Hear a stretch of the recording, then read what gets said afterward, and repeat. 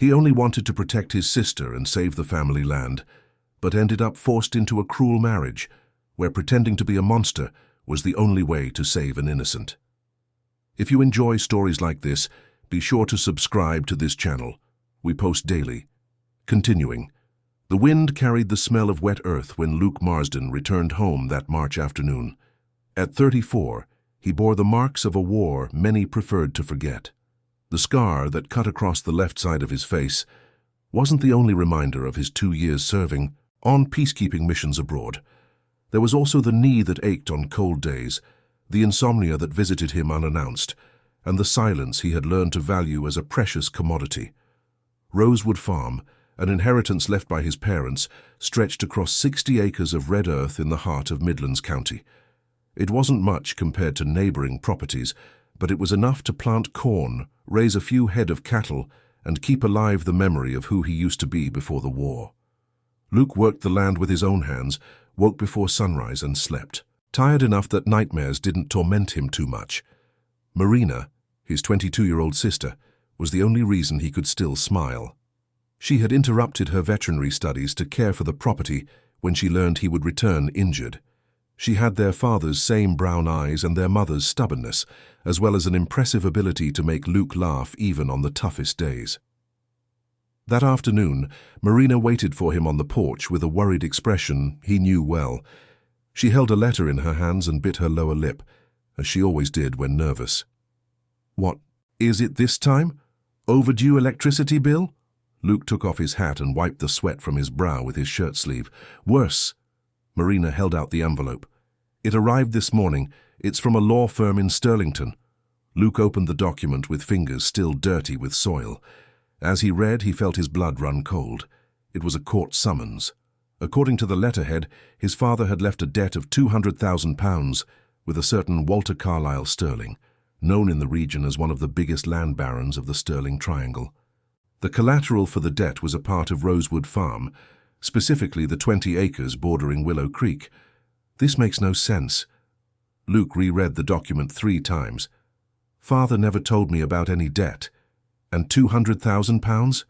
Where would he get that kind of money? Marina came closer, reading over his shoulder.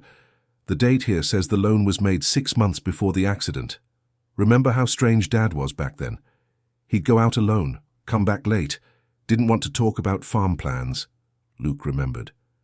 In the last months of his life, Joseph Marsden had become more reserved, almost secretive. When he died in the truck accident with his wife, he took with him many silences that now took the form of a nightmare. "I'll see the lawyers tomorrow," Luke said, folding the paper. "There's something wrong with all this. Father may have had his flaws, but he would never do anything that would put the farm at risk." 3 days later, Luke drove down the dirt road leading to the main house of Havenwood Estate, Walter Stirling's property. The meeting had been arranged by the lawyer as an attempt at an amicable settlement. Luke didn't expect friendship from a man who wanted to take part of his land, but he needed to understand what had happened. Havenwood Estate's main house impressed with its size and ostentation. It was a modern 2-story building with a stone facade and immaculate gardens. The contrast with the simplicity of Rosewood Farm was stark. Luke was greeted by a uniformed employee who led him to a sumptuous office with leather-bound bookshelves and noble wood furniture. Walter Stirling did not rise when Luke entered. He sat behind an enormous desk, leafing through papers with the air of someone with all the time in the world. In his early 50s, he was a robust man with grey hair combed back and small eyes that gleamed with cunning. He wore an immaculate white shirt and suspenders, as if he wanted to appear like a patriarch from an old movie. "Mr. Marsden," Walter finally looked up. "Sit down. I imagine you're here to resolve this unpleasant situation regarding your father's debt." Luke sat in the armchair opposite the desk, keeping his back straight. Years of military service had taught him not to show intimidation. "I came here to understand this debt. My father never told me about any loan. Men of their word like Joseph Marsden sometimes feel ashamed to ask for help." Walter opened a folder and pulled out documents. "Your father was going through financial difficulties. The drought 2 years ago severely damaged the harvest, and he needed money to keep the farm running." The papers seemed legitimate. There was a promissory note, signed in handwriting Luke recognized as his father's, along with contracts and bank transfer receipts. Everything was very well organized and seemingly legal. £200,000 is a lot of money, Luke said, examining the documents. Your father had unexpected expenses. Imported seeds, new equipment, shed renovation. Walter steepled his fingers. Unfortunately, he died before he could pay off the debt. Now, the responsibility is yours. And what if I can't pay? The collateral was clearly established. The 20 acres by the riverbank would pass to me. Walter leaned back in his chair. But I am a reasonable man, Mr. Marsden. I have no interest in destroying families. I can offer an alternative. Luke felt a chill of warning. What alternative? I have a niece. Camilla is a young woman from a good family, educated, 25 years old. She's of marriageable age, but it's been difficult to find someone suitable. Walter smiled, but the smile didn't reach his eyes. If you were to marry her, I would consider the debt settled. It would be a beneficial union for both families. The proposal hit Luke like a punch to the gut. Are you serious? Completely. Camilla will inherit a good sum when I die. You would gain a well-educated wife, and I would gain a nephew capable of looking after my affairs in the future. Walter stood and walked to the window. Of course, this would require certain changes to your lifestyle. Camilla was raised with strict standards. She would need a husband who knew how to command, who would keep her in line. Keep her in line? Women like her need a firm hand. They were raised to serve, to obey. If you show weakness, she can become a problem. Walter turned to face him. I imagine the war taught you about discipline and command. Luke felt nauseous. The man was talking about his niece as if she were property to be controlled. I need time to think. Of course, but not too much time, Justice. Doesn't wait, and your 20 acres are exactly what I need for a project I have in mind. Walter returned behind the desk. I'll give you a week to decide, marriage or execution of the debt. Luke left Havenwood Estate with his mind in a turmoil. All the way back, he tried to find alternatives. He didn't have £200,000, nor any way to get them in a week. The 20 acres by the riverbank were precisely the most fertile on the property, where the greenest pastures and the pond that supplied the entire farm were located. He arrived home late in the afternoon and found Marina preparing dinner in the kitchen. She looked up when he entered, and his expression must have been eloquent enough. I can see by your face that the news isn't good. Luke sat at the table and told her everything. He spoke about the documents, the debt, the marriage proposal. Marina listened in silence, distractedly stirring the food in the pan. That man is a monster, she said when he finished. He's trying to force you to marry his niece to gain control over our farm. I know, but what's the alternative? If we lose the 20 acres by the river, the farm won't survive. That's where all our water comes from. Marina sat across from him, taking his hands. Luke, you went through a war, came home for peace. You can't submit to this and leave you with nothing. This farm is all we have left of our family. Better to have a smaller farm than to see you unhappy for the rest of your life. Luke squeezed his sister's hands. It might not be so bad. The girl is as much his victim as we are. Maybe we can find a way to make this work. Marina looked at him sadly. You shouldn't have to sacrifice your life because of Dad's mistakes. Maybe they weren't mistakes. Maybe Dad had a good reason to take out this loan. Either way, the debt exists now. That night, Luke lay awake staring at the bedroom ceiling. He thought about the war, the comrades he had lost, the difficult decisions he had had to make when the lives of others depended on his command. This was another battle, just on a different field. The next morning he called Walter Sterling's law firm. I accept the proposal, he said when Walter himself answered the phone. Excellent decision, son-in-law. The wedding will be in 2 weeks. I'll arrange everything. I want to meet your niece first. Of course. Camilla will come for lunch tomorrow. You're invited. After hanging up, Luke stood on the porch looking at the land that had cost him his freedom. Marina approached and put a hand on his shoulder. There's still time to change your mind. No, there isn't. Luke sighed deeply. But I promise you one thing, Mary. I'll find a way to make this man pay for what he's doing. To us. Lunch at Havenwood Estate was a painful charade. Camilla Sterling was a beautiful young woman of medium height, with brown hair pulled back in an impeccable bun and green eyes that rarely met his. She wore a simple navy blue long-sleeved dress, despite the heat, and spoke only when directly questioned by Walter. Throughout the meal she kept her eyes down, answered in monosyllables, and seemed to be in a constant state of alert. When Walter announced the engagement, she merely nodded, showing no emotion. Camilla was very well educated, Walter said, as if she weren't present. She knows how to cook, keep a house, embroider. She will be an exemplary wife if you know how to treat her properly. Luke observed her reaction to these words. He saw the muscles in her neck tighten slightly, her hands clench on the napkin. She was terrified, but trying to hide it. "I'd like to speak with Miss Camilla alone, if possible," Luke said. Walter hesitated for a moment, then nodded. "Of course. Go to the garden, but don't take too long." In the garden, away from Walter's ears, Luke tried to establish some kind of communication with his future wife. "I imagine this is as difficult for you as it is for me," he began. Camilla looked up for the first time, and Luke saw fear there, genuine fear.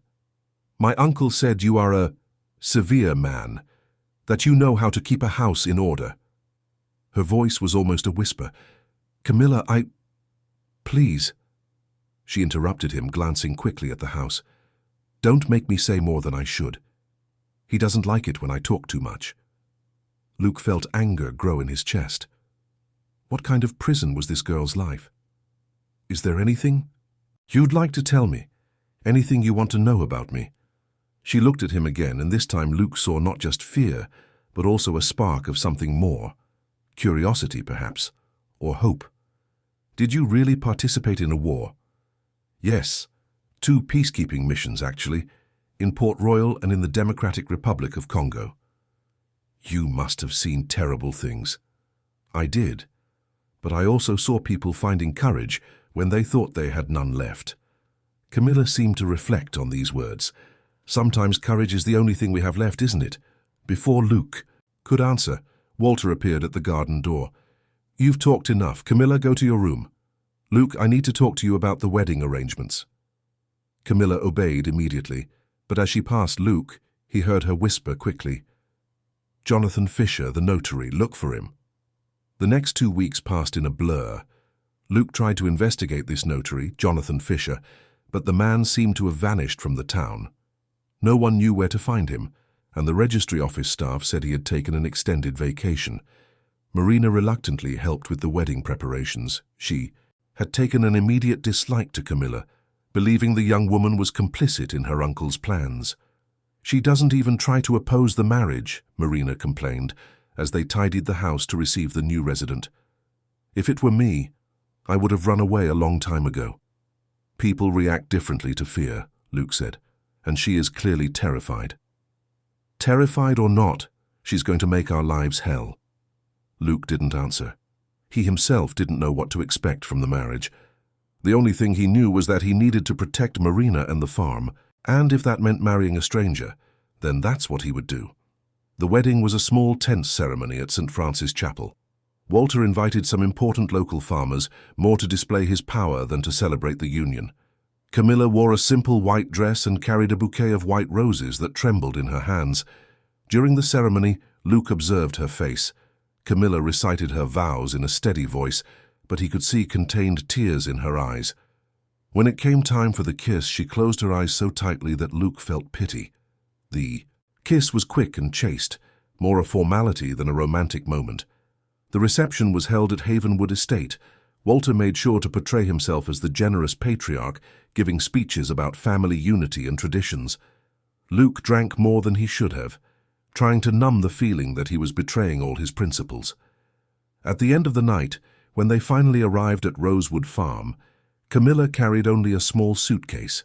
Marina retired to her room without saying goodnight, making her disapproval clear. Luke showed Camilla to the master bedroom. It was his parents' old room, which he had hastily renovated to accommodate his wife. "This will be your room," he said. "Our room," she corrected softly. Luke turned to face her. "Camilla, I need you to know one thing. This marriage isn't real for me. It's just a business arrangement to save my farm. You can rest assured that I will never— Don't say that. Her voice was laden with a pain he hadn't expected. Please, don't make this more humiliating than it already is. Luke fell silent, watching her. Camilla had sat on the edge of the bed and was looking at her own hands. Do you have any idea what your uncle expects to happen here? He asked. He expects you to dominate me completely, to turn me into a submissive and terrified wife. Camilla looked up. He thinks that way I'll never question his business or interfere with his plans. And is that what you want? To be dominated? I want to survive. And if that means pretending to be a terrified wife, then that's what I'll do. Luke felt an unexpected admiration for this woman. She had more courage than she showed. Then we'll pretend, he said, but only when there are other people around.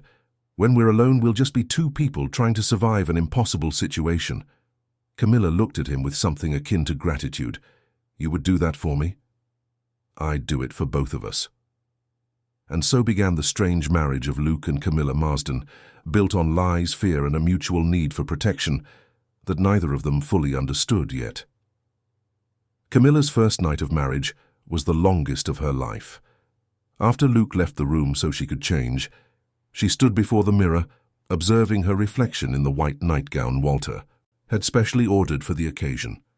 The fine fabric and delicate lace couldn't disguise the fact that the garment had been chosen by a man who saw women as decorative objects. Luke returned to the room an hour later, when she was already lying in bed, curled against the headboard. He had changed from his suit into jeans and a t-shirt, but still seemed tense and uncomfortable. Camilla, about what we discussed earlier, he began, but was interrupted by heavy footsteps in the corridor. Someone's coming, she whispered, immediately recognizing the sound of the leather boots her uncle always wore. Luke understood instantly. Walter had come to check if the marriage was being consummated properly.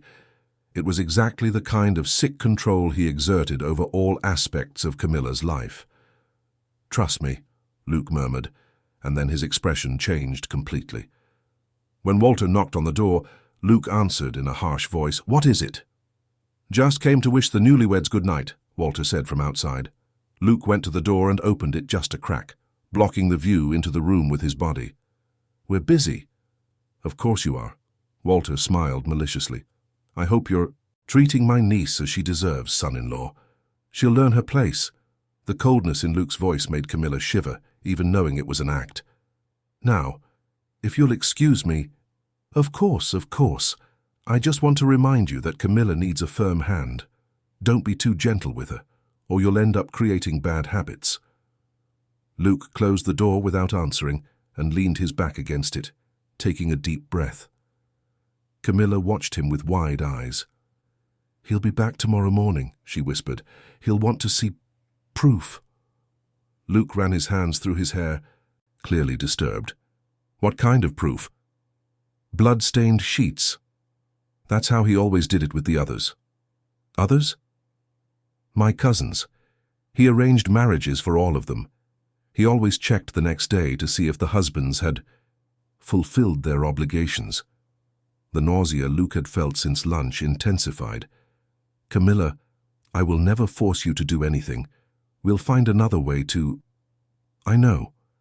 She got out of bed and went to the dressing table, where she kept some personal items. That's why I'm going to help you protect us. She opened a small sewing box and took out a needle. Before Luke could protest, she pricked her own left palm. Camilla, no. It's just a tiny prick.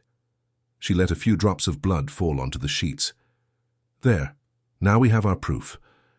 Luke stared at her with a mixture of admiration and horror. Have you had to do this before? No, but I saw my cousins go through it. Camilla wiped the blood from her hand with a handkerchief. The difference is they didn't really have a choice.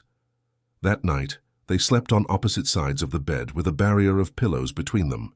Camilla stayed awake most of the time, listening to Luke's irregular breathing and wondering if she had made the right decision to trust him. The next morning, Walter appeared early, as she had predicted. Luke received him in the kitchen, where Marina was making coffee with a sour face. "Good morning, son-in-law. How was your first night as a married man?" "Productive," Luke replied, pouring himself coffee, as if his father-in-law's presence were perfectly normal. "Excellent. And where is my niece?" "Still in her room. She's indisposed." Walter smiled with satisfaction. "Understandable. Well-bred girls sometimes get a little shaken up. The first time. But she'll get used to it." "She certainly will." Luke's voice was laden with a coldness that made Marina look at him in astonishment. "May I take a quick look in the room, just to make sure everything went as it should?" Luke hesitated for a second, but then nodded. "Of course, but be discreet. She's embarrassed." The two men went upstairs, and Marina followed them, clearly worried about her brother's strange behavior. Walter entered the room where Camilla pretended to sleep, her hair spread across the pillow and her face turned to the wall. Walter examined the sheets carefully, noting the bloodstains. He nodded with approval. "Very good, son-in-law. I see you wasted no time with unnecessary niceties." Camilla needed to understand from day one what her role in this marriage would be, Luke said, and his voice sounded so convincing that even Camilla flinched a little more in bed. After Walter left, Marina exploded. "What the hell was that, Luke? You were talking about your wife as if she were an animal." "Marina, please. Don't give me please. You've turned into a monster overnight." Luke tried to explain, but Marina wouldn't listen. She stormed out, slamming the door, and spent the rest of the day avoiding both her brother and sister-in-law. The following weeks established a painful pattern. In front of Marina and any visitors, Luke treated Camilla with calculated coldness. He gave harsh orders, criticized the food she prepared, demanded that she keep the house spotless. Camilla, in turn, played the role of the submissive wife perfectly. She lowered her head when he spoke, answered, "Yes, sir," to all his commands, and seemed constantly nervous. The performance was so convincing that even Marina began to believe that Luke had become the kind of man she despised. She stopped talking to him during meals and treated Camilla with a coldness that made the situation even more tense. But when night fell and everyone retired to their rooms, the truth emerged in careful whispers. "How do you stand it?" Luke asked one of those nights, as the two prepared to sleep on opposite sides of the bed they had learned to share platonically. "I've had a lot of practice," Camilla replied, brushing her hair with mechanical movements. "My uncle prepared me my whole life to be the perfect wife for some powerful man. That's not life. It's prison. It's survival." She turned to face him. "Luke, can I ask you something?" "Of course." "In the war, did you ever have to do things you hated to protect people you loved?" The question hit Luke hard. "Many times." "Then you understand. Sometimes the only way to keep those we love safe is to sacrifice a little of who we are." "And who do you love that you're trying to protect?" Camilla hesitated. "There are other girls in the family, younger cousins. If I don't succeed as a wife, if my uncle thinks I'm a bad influence, he might decide he needs to be stricter with them." Luke felt a wave of respect for this woman. She wasn't just trying to survive, she was trying to protect other people. "Camilla, is there anything you wanted to tell me about your uncle? About his business? On the day of our first meeting, you mentioned the notary Jonathan Fisher." Her face immediately closed off. "I can't talk about that." "Why not?" "Because some conversations are too dangerous, even here." Luke didn't insist, but he was intrigued. There were secrets behind that forced marriage, secrets Camilla knew but dared not share. The first crack in the facade they had built happened 3 weeks after the wedding. Luke was mending a fence when he saw Camilla in the garden, watering the flowers Marina had planted before the wedding. She wore a simple yellow dress and had let her hair down, which fell in soft waves over her shoulders. For the first time since they met, she seemed relaxed. She hummed softly as she worked, and there was a small but genuine smile on her lips. Luke stopped what he was doing to watch her, feeling something strange in his chest. Camilla must have felt she was being watched, because she turned and met his gaze. For a moment they stared at each other across the garden, without masks, without pretense.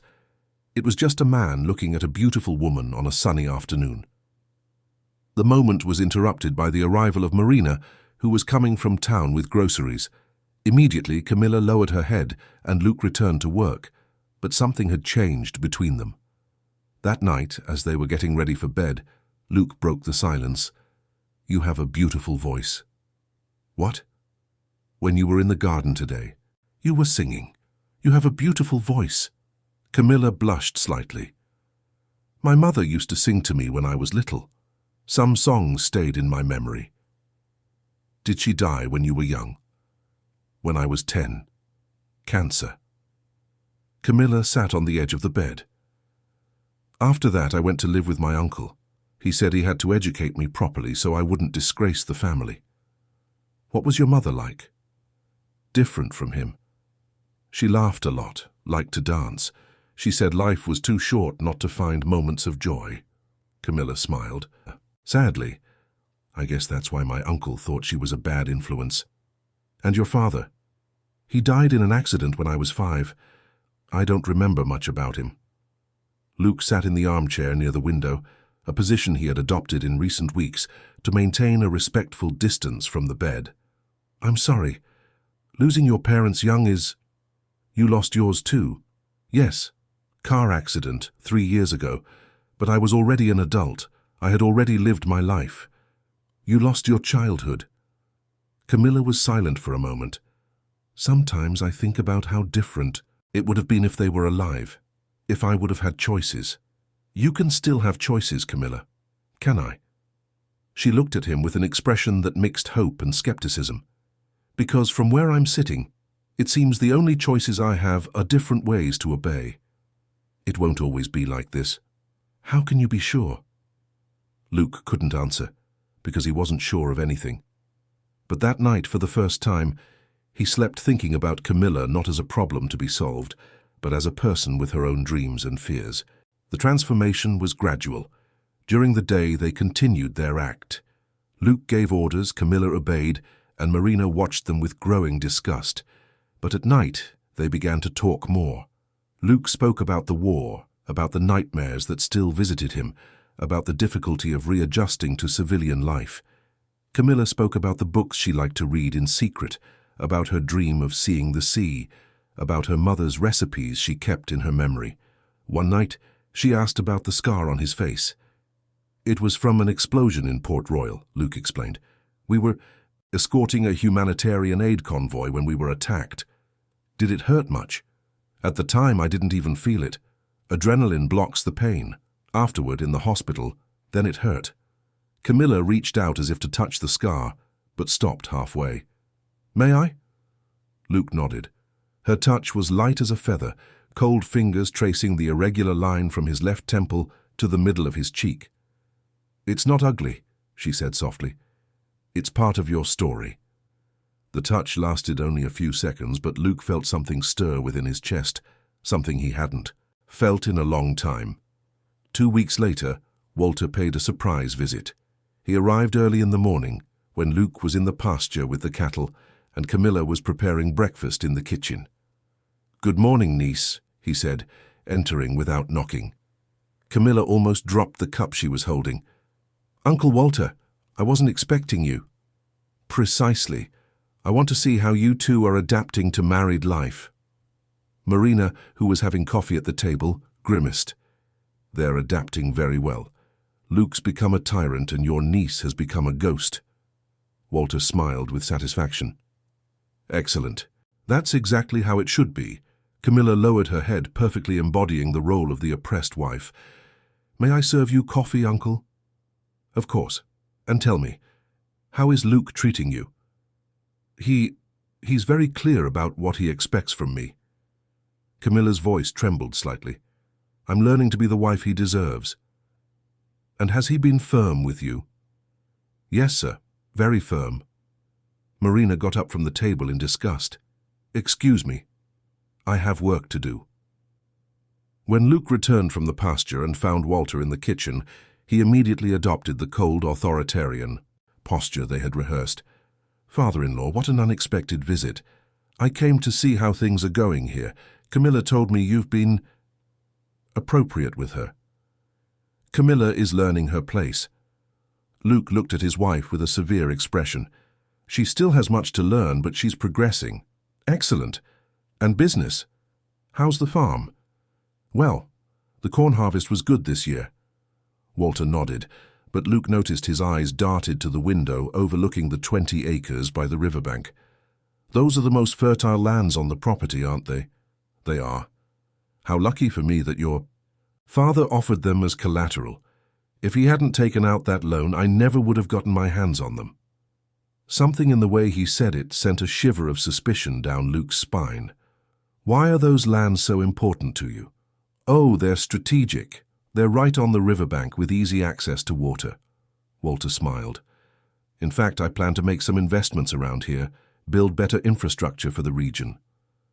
What kind of infrastructure? Nothing you need to worry about, son-in-law, businessman stuff. But Luke worried. After Walter left, he thought about the conversation. There was something in the man's eyes when he looked at the riverfront lands, something that went beyond normal commercial interest. That night, when he was alone with Camilla, he decided to probe. Your uncle seemed very interested in the riverfront lands today. Camilla tensed immediately. I can't talk about that. Camilla, if there's something I need to know. There are many things you need to know, but some conversations can put us in danger. What kind of danger? She looked at him with genuine fear in her eyes. The kind that makes people disappear, Luke. Please don't make me say more than I already have.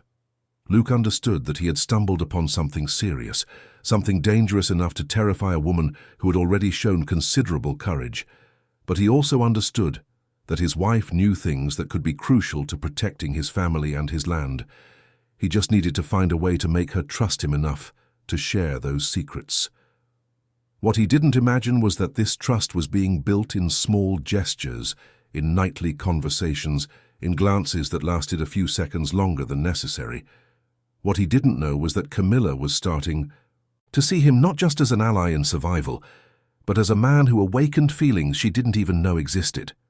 And what neither of them realized was that Marina was observing these small changes with growing confusion and concern, not understanding that everything she saw was an elaborate act to protect them all from an enemy far more dangerous than they imagined. The first kiss happened in the barn on a rainy May evening. Luke was fixing a tractor wheel when Camilla appeared at the door, carrying a steaming cup of coffee and a clean cloth for him to dry his hands. Marina said you'd been out here for hours, she said, placing the coffee on a makeshift workbench. I thought you might need a break. Luke looked up from the engine and again felt that strange sensation in his chest upon seeing her. Camilla had changed in recent weeks. She still maintained a submissive posture when others were around, but when they were alone, small signs of her true personality emerged. She smiled more, spoke more naturally, and sometimes Luke caught a stubborn glint in her eyes that reminded him very much of her mother, as she herself had described. Thank you, he said, wiping his hands on the cloth. You didn't have to bother. It's no bother. It's... She hesitated, searching for the right words. It's good to have someone to care for. The simplicity of the statement touched Luke in a way he hadn't expected. You never had that before? Someone to care for? My uncle always made it clear that caring was an obligation, not a choice. It was different with my mother, but it's been so long that sometimes I wonder if I invented those memories. You didn't invent them, I can see. Her in you? What do you mean? The way you sing when you think no one is listening, how your eyes sparkle when you talk about things you like, how you get angry when you think someone is being wronged, even if you try to hide it. Camilla blushed. You've been paying attention to me. I have. The admission came out before Luke could stop it. They looked at each other for a moment that seemed to stretch infinitely. The rain beat on the tin roof of the barn, creating a mesmerizing rhythm that isolated that space from the rest of the world. Luke took a step towards her and Camilla didn't retreat. Camilla, I know, she whispered. Me too. When their lips met, it was with a tenderness neither of them expected. The kiss was soft, hesitant, as if both were exploring completely new territory. Luke held her face between his hands, and Camilla rested her palms on his chest, feeling the accelerated beats of his heart. When they separated, they leaned their foreheads against each other, breathing heavily. "This changes everything," Luke murmured. "I know, but I can't pretend I don't feel this." "What do you feel?" Camilla looked him in the eyes. "For the first time in my life, I feel safe in a man's arms. For the first time, I want to be here." Luke kissed her again, this time with more urgency. His hands ran over her back, and Camilla pressed herself against him as if she wanted to merge into his body. When they stopped to breathe, Luke whispered in her ear, "I want you, Camilla. Not out of obligation, not by contract, because you are the most incredible woman I have ever met. I want you too. But Luke, if anyone finds out, no one will find out. Here, in this moment, it's just us two." They made love right there, on the soft hay that covered the barn floor, with the rain singing on the roof and the horses softly whinnying in nearby stalls. It was different from anything either of them had imagined. For Camilla, it was the first time the physical act was accompanied by genuine feeling. For Luke, it was the first moment of true intimacy since returning from the war. Afterward, they lay in each other's arms, listening to the rain gradually subside. "Luke, I need to tell you some things," Camilla said, tracing circles on his chest with her fingertip. "About my uncle, about what he's really planning. You can trust me. Remember the notary I mentioned? Jonathan Fisher?" "I remember. He disappeared." "He didn't disappear. My uncle sent him away after he forged your father's promissory note." Luke sat up abruptly. "Forged? The debt never existed. My uncle forged the documents because he needed those riverfront lands." Camilla also sat up, pulling his shirt to cover herself. "Luke, there's an underground spring there. A huge spring that can supply the entire region during droughts." "How do you know this?" "Because I overheard my uncle talking to the engineers he hired. They did a secret geological study. The spring is exactly on your 20 acres. Luke felt as if he had been punched. "Son of a..." "There's more. My uncle is building a dam upstream on his property. When it's finished, it will cut off the water supply to all the small farms in the region. People will become desperate, and he will offer water at a high price. And with the spring on my land, he would control all the water in the region." "Exactly. That's why the forced marriage, that's why all this charade. He needed to keep me away from his business, and he needed you completely focused on controlling me without questioning what he was doing." Luke ran his hands through his hair, processing the information. "Camilla, do you realize what this means? Your uncle isn't just a greedy land baron. He's planning to control the most basic resource for the survival of hundreds of families." "I know. And there's one more thing." Camilla hesitated. "Jonathan Fisher isn't just hiding. My uncle is paying him a high amount to keep him quiet. But Jonathan is a simple man with a family. If we could convince him to speak..." "Where is he?" "On a farm in Green Valley County. My uncle thinks no one will look for him there." Luke held her hands. "Camilla, do you realize how dangerous this is? If your uncle finds out you told me, he'll kill me." The simplicity with which she said this made Luke's blood run cold. "Luke, my uncle isn't just cruel. He's capable of anything to protect his business. He's made people disappear before." "What people?" "A journalist who was investigating illegal dams.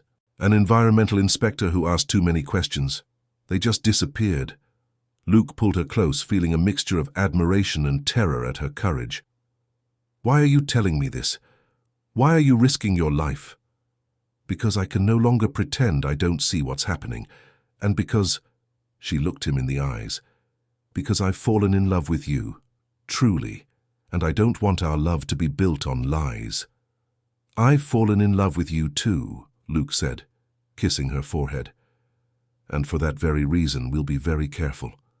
We'll plan every step before acting." In the following weeks, they became silent conspirators. During the day, they maintained the farce of the oppressive marriage. Luke continued to give harsh orders, and Camilla continued to obey with her head down. But at night, they planned strategies to expose Walter. Luke began asking discreet questions in town. He talked to neighboring farmers about water problems, to city hall officials about construction permits, to old friends of his father's about loans Joseph Marsden might have taken out. Camilla, in turn, used her rare family visits to observe and listen. During a lunch at Walter's house, she managed to see maps spread out in his office when she went to get a glass of water. She memorized what she could and drew everything for Luke as soon as she got home. "Look at this," she said one night, showing him the sketch she had made. "The dam isn't just on his property, it extends onto public lands too." "That's completely illegal," Luke said, studying the drawing. "If we can prove he's building on public land, we can report him to the public prosecutor's office. But we need physical proof, photographs, documents." It was then that Luke had an idea. "Camilla, you said Jonathan Fisher has a family." "He does. A wife and 2 small children. A man with a family can be blackmailed as much as bought. If we can offer him protection. You want to go to Green Valley County to look for him?" "No, it would be too risky. But I can send someone." Luke thought of Sergeant Rivers, an old army comrade who now worked as a private investigator in Capital City. If anyone could find Jonathan Fisher and convince him to talk, it would be him. But before they could put the plan into action, Walter made a move neither of them expected. It was a Thursday morning when Marina returned from town completely distraught. Luke was in the stable when she came running, her eyes red from crying. Luke, I need to talk to you." "Mari, what happened?" "It's about Camilla, about your marriage. I messed up." Luke's blood ran cold. "What kind of mess?" "I went to talk to Walter. I told him about the strange things I've seen." "What strange things?"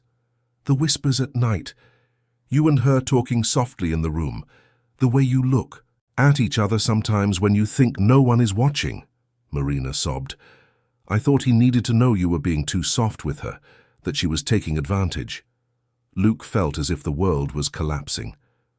"Marina, what exactly did you tell him?" "I talked about the papers you hide in the drawer, about how you stop talking when I enter the room, about a map I saw you drawing." Marina grabbed his arm. "Luke, he became very strange when I mentioned the map." His eyes changed completely. At that moment, Camilla came out of the kitchen, and a single glance at Luke's face was enough for her to understand that something terrible had happened. "What is it?" she asked. "Marina told your uncle about our conversations and about the map." Camilla's face paled. "Luke, we have to get out of here. Now." "Why? What could happen?" "You don't understand. If my uncle suspects we found out about the spring, he won't wait to act. The sound of approaching cars interrupted the conversation. Through the window, Luke saw 3 black pickup trucks coming up the farm's access road.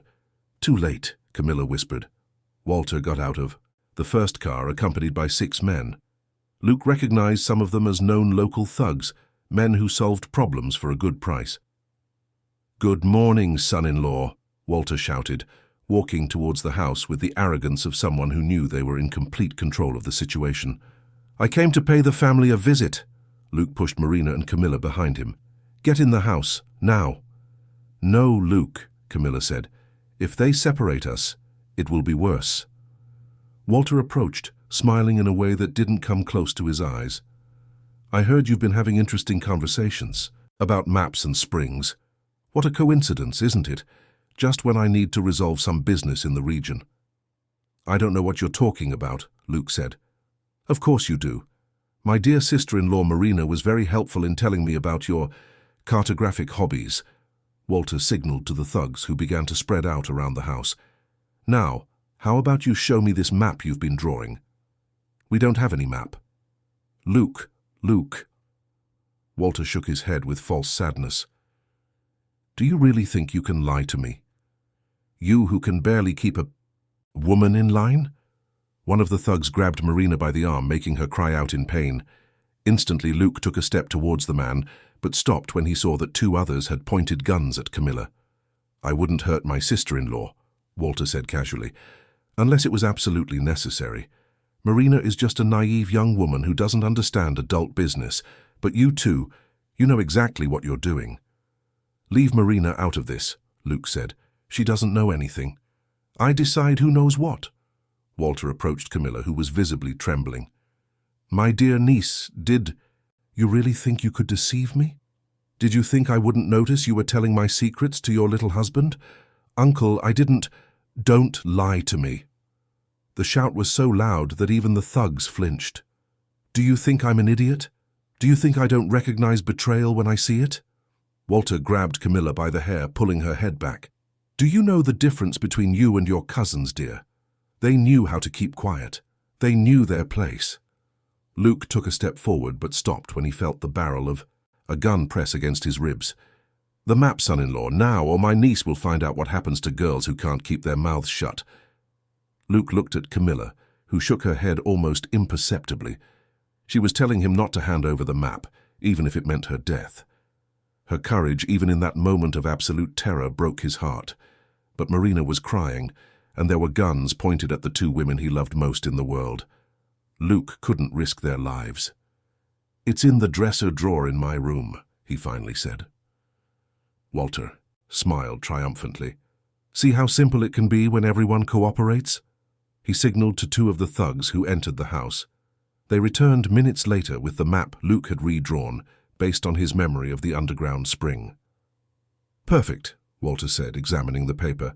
Exactly what I needed. Now leave us alone, Luke said. Oh, my dear son-in-law, that would be very naive of me. Walter folded the map and put it in his pocket. You know too much about my business. I can't just leave and hope you keep your mouths shut. Luke's heart raced. What do you want? First, I want you to come with me.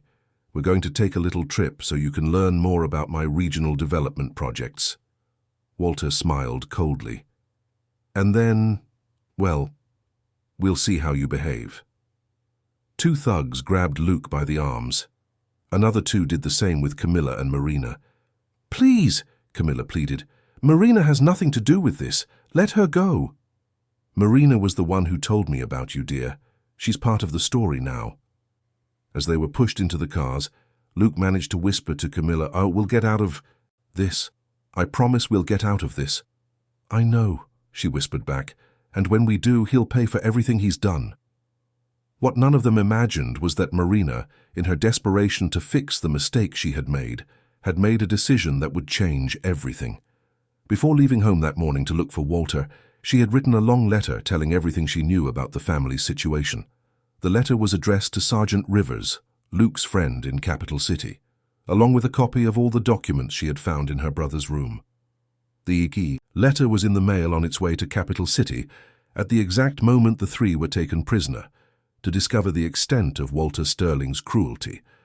The property where Walter took them was a 2-hour drive from Rosewood Farm, hidden in the middle of a scrubland area that seemed to stretch infinitely in all directions. It was an isolated location, perfect for keeping people away from curious eyes. The house was simple but functional, surrounded by a high fence and iron gates that looked more like a prison than a farm. Luke, Camilla, and Marina were pushed into a shed at the back of the property, where Walter had improvised a kind of captivity. Make yourselves at home, he said, locking the heavy door from the outside. You'll stay here until I decide what to do with you. The shed was dark, lit only by a few cracks between the wooden boards. There were 3 camp beds, a bucket for bodily needs, and a bottle of water. The conditions were deliberately humiliating, designed to break their resistance. Marina collapsed on one of the beds, sobbing uncontrollably. Luke, forgive me, I didn't imagine it would be like this. Luke knelt beside his sister, holding her hands. Mari, you couldn't have known, that man is a monster. But if I hadn't said anything, he would have found out another way, Camilla said, sitting on the bed next to them. Men like my uncle always find out. That's how they maintain power. Marina looked at Camilla for the first time in weeks, without hostility. I thought you were in league with him. I thought you had turned my brother into a tyrant. That's exactly what he wanted you to think. Luke was never cruel to me, Marina.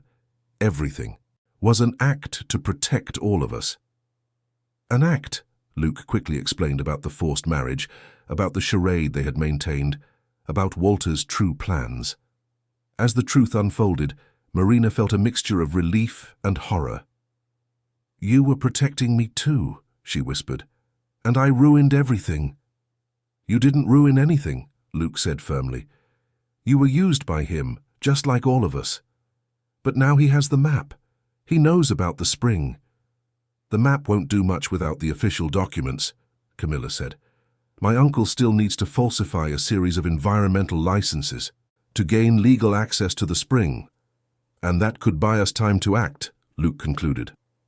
For the next 3 days, they were kept in the shed under constant surveillance. Walter visited them twice a day, always accompanied by at least 2 thugs.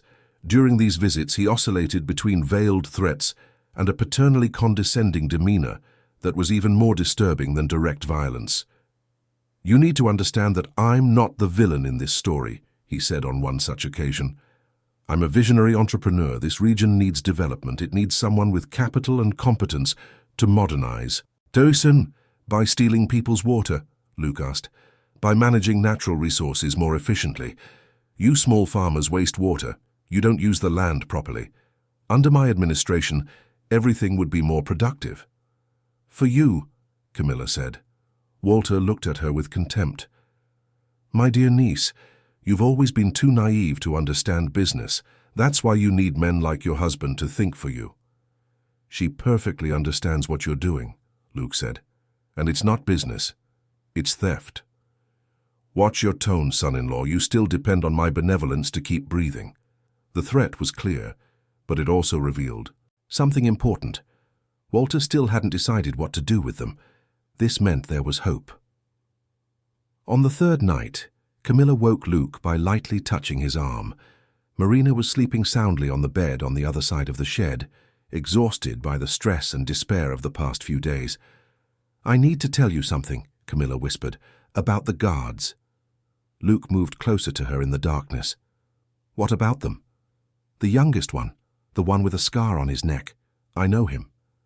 "How do you mean?" "His name is Benedict. He worked on my uncle's farm when I was a teenager. He was kind to me, always defended me when the other employees made nasty comments." Camilla hesitated. "He has a young daughter, juvenile diabetes. She needs very expensive insulin every month." "You think he's doing this for money?" "I'm sure. Benedict isn't a bad man. He's a desperate father." Luke processed the information. "Do you think you could convince him to help us?" "Maybe, if I could talk to him alone." The opportunity arose the next day. Benedict was on guard when Camilla asked to use the restroom. It was a basic, human need that even Walter couldn't deny, so he signaled for Benedict to accompany her. The restroom was in a small separate building, about 50 yards from the shed. During the walk, Camilla moved slowly, giving herself time to observe the movements of the other guards. "Benedict," she said when they reached the restroom. The man started.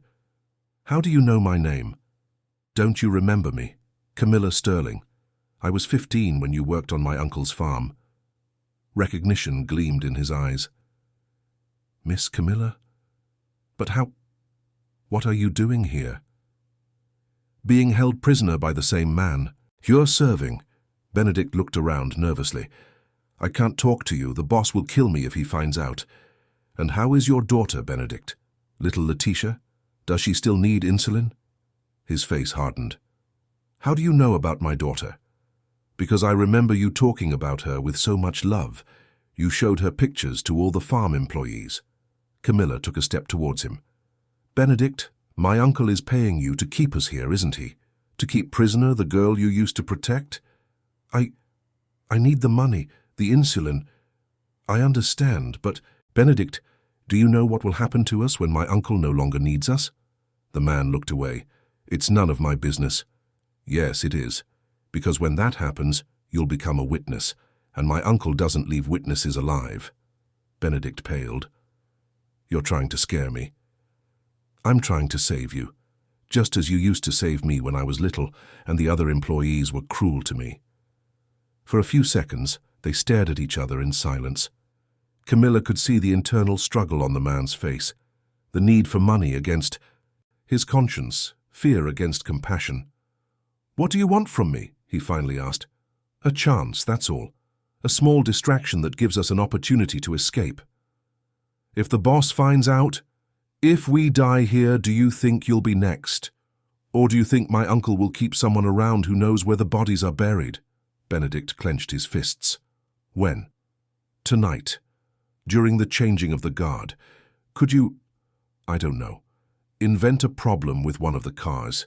Something that draws the attention of the other guards. And you? Leave that to us.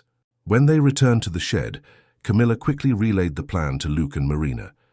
It was risky, dependent on many variables, but it was their only chance. If it goes wrong, Marina began. If it goes wrong, we'll die trying to escape instead of waiting to die as victims, Luke said. I prefer it that way. The night arrived with agonizing slowness. Around 10 o'clock, they heard loud voices outside, Benedict shouting about a problem with one of the car engines. 3 of the 4 guards ran to see what was happening, leaving only one watching the shed. Luke had spent the last few days observing the building's structure. The shed was old, and some of the back wallboards were loose. He had discreetly tested them and found he could push them out, creating an opening wide enough for them to pass through. Working in absolute silence, Luke removed 3 boards while Camilla and Marina made dummies on the beds with pillows and blankets to give the impression they were still sleeping. Let's go, he whispered. One by one, they squeezed through the opening. Luke went out first, then helped Marina and finally Camilla. The sky was cloudy, moonless, which was an advantage for them. The fence was about 200 yards from the shed. Between them and freedom was open ground without cover. They would have to run and hope Benedict's distraction lasted long enough. When I say now, you run straight for the fence, Luke instructed. Don't look back, don't stop for anything. They waited until the guards' voices grew more distant, engrossed in the car problem. Luke counted mentally to 3. Now. They ran through the darkness as if their lives depended on it, which was literally true. Marina stumbled once, but Luke helped her up without losing speed.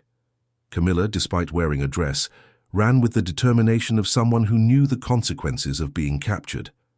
They reached the fence, breathless and desperate. It was high, but not electrified. Luke interlaced his fingers to make a step for Marina to climb first. Go, go! Marina scaled the fence with surprising agility. Camilla was next, with Luke pushing her from below and Marina pulling her from above. Finally, Luke hoisted himself to the top of the fence. That's when they heard the shouts. They escaped, the prisoners escaped. Lights came on all over the property, car and motorcycle. Engines roared to life. Run! Luke shouted, jumping to the other side of the fence. They plunged into the scrubland, using the vegetation for cover. Behind them, they could hear Walter bellowing orders, the sound of dogs barking, the roar of vehicles spreading in different directions. They ran for almost an hour, stopping only when they reached a dirt road. They were exhausted, with torn clothes and superficial injuries caused by the thorns of the native vegetation. Which way? Marina asked, panting. Luke tried to orient himself by the stars. That way should be the direction of the nearest town. They began to walk along the road, always alert for the sound of approaching vehicles. Each time they heard an engine, they hid in the vegetation along the roadside. It was almost dawn when they finally spotted the lights of a small town.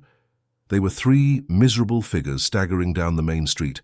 Luke with his shirt torn and his face bruised, Camilla with her dress in rags and her hair full of dry leaves, Marina barefoot and her feet bleeding.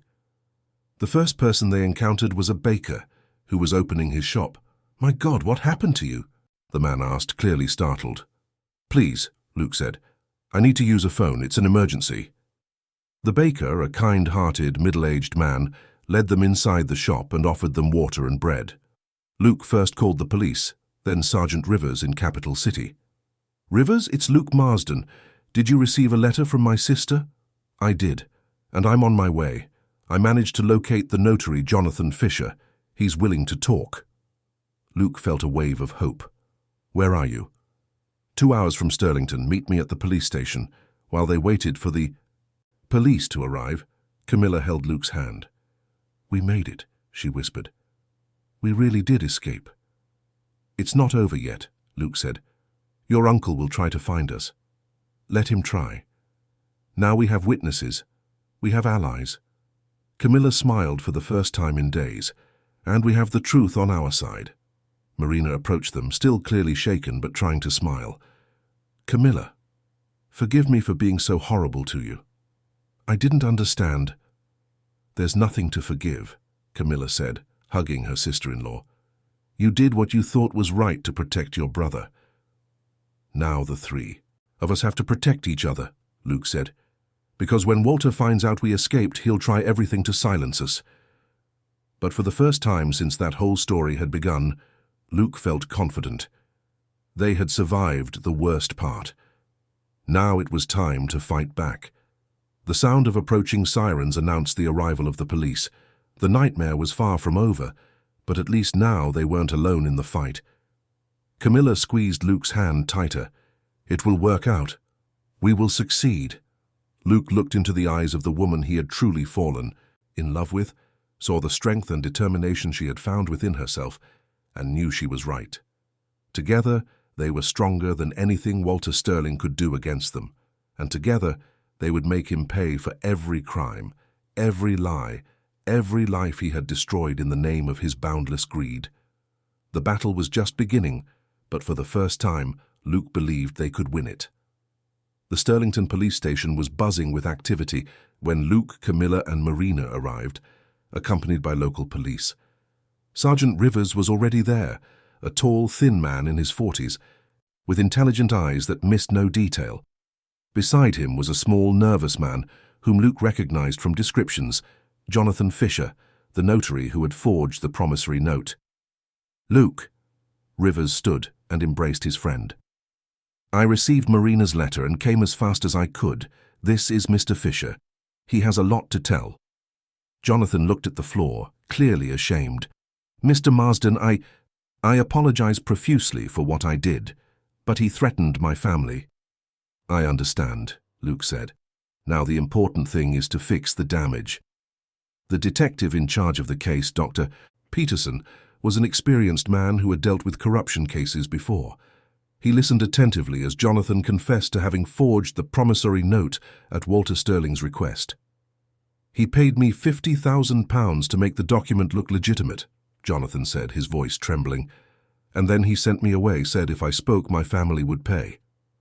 And do you have proof of this? The detective asked. Jonathan opened a folder he had brought with him. I have the originals of the documents I used as a model. I have proof of the bank transfers I received from him.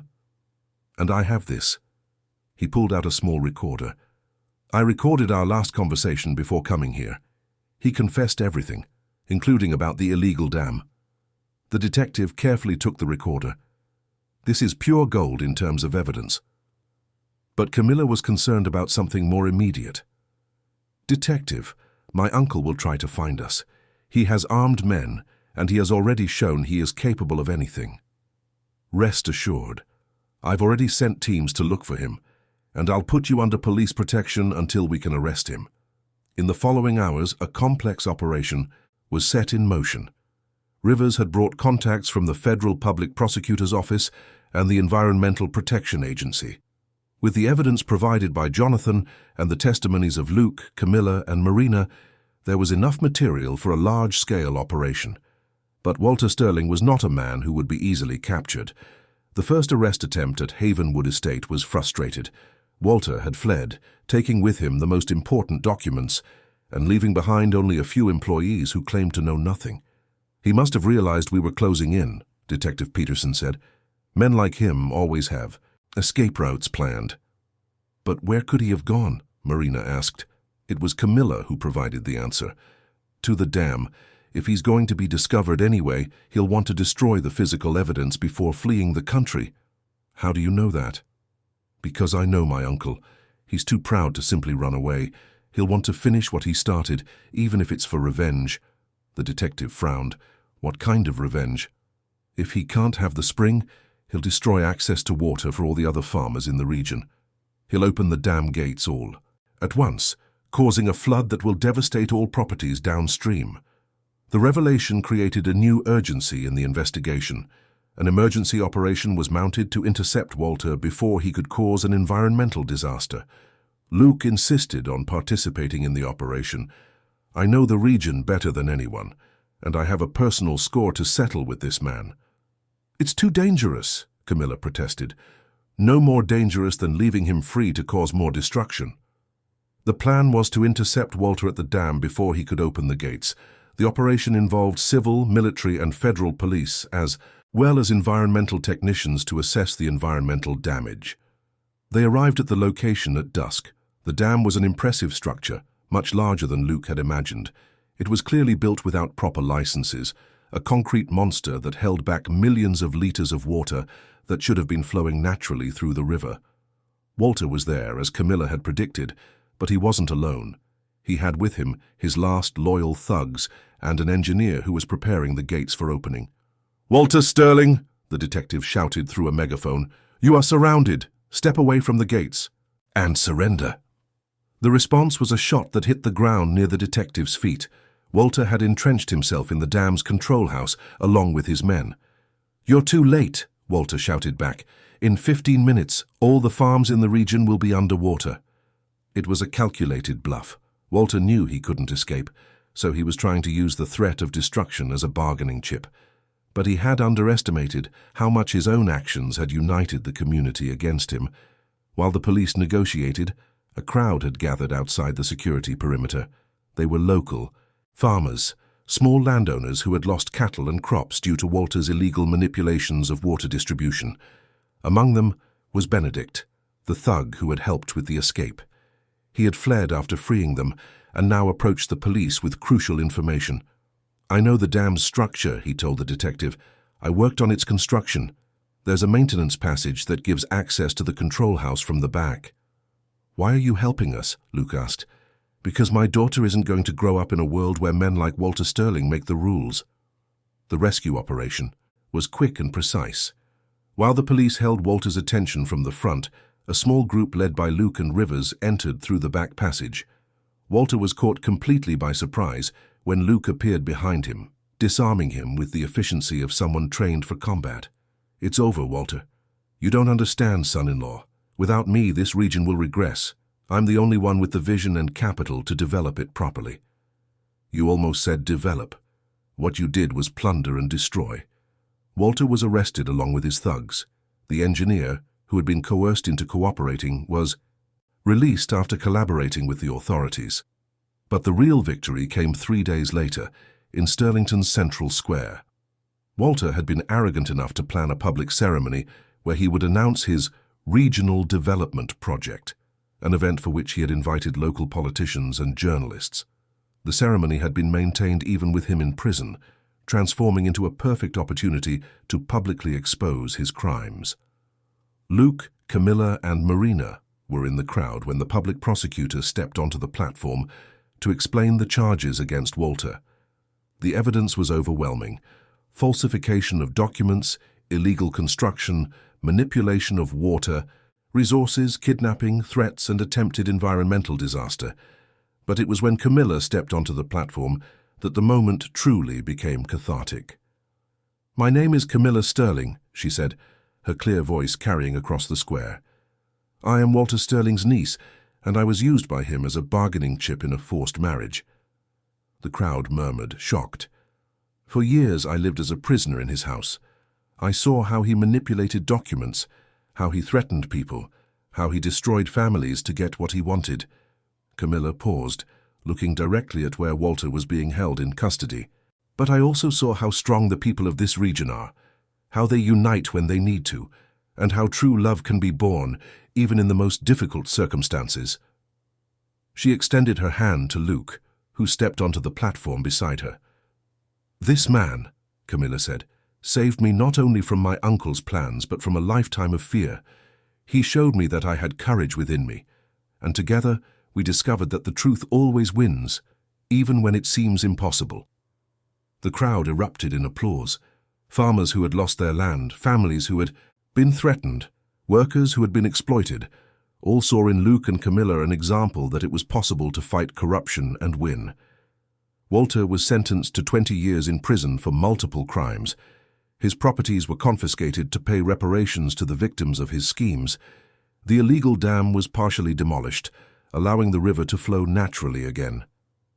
6 months later, in a small chapel in rural Midlands County, Luke and Camilla married again. This time, It was a ceremony of choice, not obligation. This time when he said, "I do," it was with a heart full of true love. Marina was the maid of honor, radiant with happiness to see her brother genuinely happy. Benedict was present, along with his daughter Letitia, now with guaranteed access to the medications she needed. Jonathan Fisher was also there. After cooperating with justice, he had been pardoned and managed to rebuild his life. He had offered to redo all the documents for Rosewood Farm free of charge, as a way to repair the damage he had caused. The farm prospered more than ever. With the spring liberated and protected by environmental law, Luke had developed an irrigation system that not only sustained his property, but also provided water to neighboring farmers at a fair price. Camilla had discovered a talent for rural administration and now coordinated a cooperative of small producers in the region. She had also returned to singing, filling the house with the melodies her mother had taught her. Marina had finished veterinary school and opened a clinic in town, specializing in treating farm animals. She had found her calling, helping the region's farmers better care for their herds. On a Sunday afternoon, 3 years after the first night, Luke had told Camilla, "I need to make love. To you I was forced into this, I'll be quick." The two were on the porch of the house, watching the sunset over the lands they had almost lost. Camilla was 7 months pregnant, and Luke couldn't stop smiling whenever he thought that he would soon be a father. "What are you thinking about?" she asked, noticing his smile. "That first night, when I said I'd be quick." Camilla laughed, resting her head on his shoulder. "And now? Do you still think it will be quick?" Luke kissed the top of her head, smelling the scent of her hair that now fell freely over her shoulders. "Now I know we have the rest of our lives ahead of us, and there's no hurry to get anywhere." "Good answer." They fell into comfortable silence, watching the colors of the sky change from golden to orange, then to pink, and finally to the deep purple of night. The farm was alive around them, horses softly whinnying in the pasture, crickets beginning their nightly concert, the distant sound of the river running free towards the sea. "Luke?" "Thank you." "For what?" "For showing me that I was stronger than I thought. For teaching me that true love isn't about control, it's about freedom." Luke turned to look into her eyes. "Thank you for teaching me that the war can end, that it's possible to find peace." They kissed there on the porch, under the first stars of the night, knowing they had built something beautiful from a situation that could have destroyed them both.